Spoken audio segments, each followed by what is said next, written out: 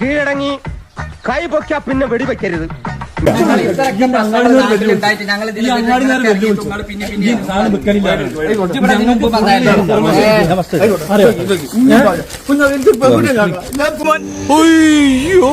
എന്നാടാ ദൈവം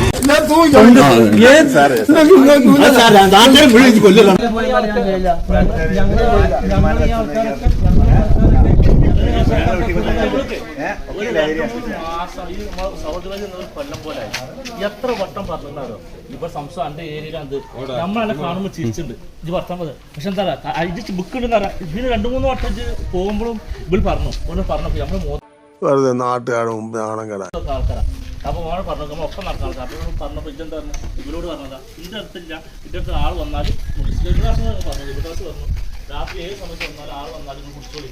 എന്റെ പെരേക്കല്ല ഈ പെരേക്കാണ് ഈ ആൾക്കാരൊക്കെ വരുന്നത്. അത് മറ്റേ കാപ്പല്ലേ? കുഞ്ഞ